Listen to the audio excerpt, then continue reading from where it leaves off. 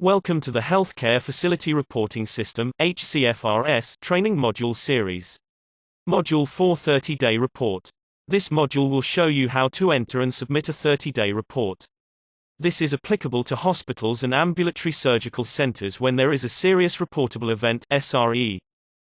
When you submit an SRE case, you have 30 days from when you submit the case to DPH to submit the 30-day report. You can check to see if you still need to submit a 30-day report for the SRE case by checking the workflow, awaiting 30-day report submission. This will show all submitted SRE cases for which a 30-day report has not been submitted. Now open the case by clicking on the case ID. In the Event Data tab of the case and in the Question Packages section, you will see that the status of the 30-day report is incomplete. In the Available Actions box, select Enter 30-day report. Then click Start Action. You will be brought to the 30-day report screen. Note the follow-up report due date. This is the date that the report is due.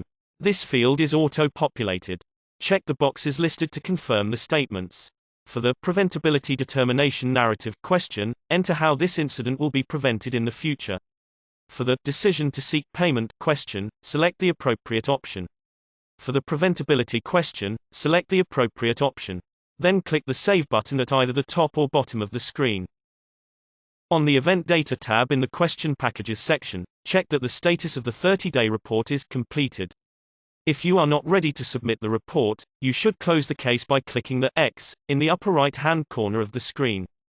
If you are ready to submit the report, you could do that from this screen by selecting the Submit 30-day report action.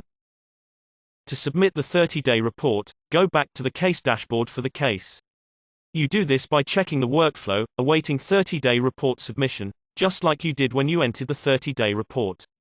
Then in the Available Actions box, select Submit 30-day report. Then click Start Action. You will get a reminder email 10 days before the 30-day report is due. You will get another reminder email when the report is overdue. No further reminder emails will be sent. In the Report Submissions section, check the box that says you have completed all the required fields. You can include a message regarding the submission to DPH by entering the message in the follow-up conversation section. Information about the 30-day report should be in the report and not in the follow-up conversation section.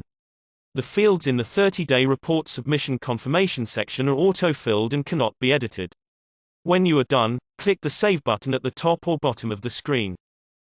You can verify the submission of the 30-day report in a few ways.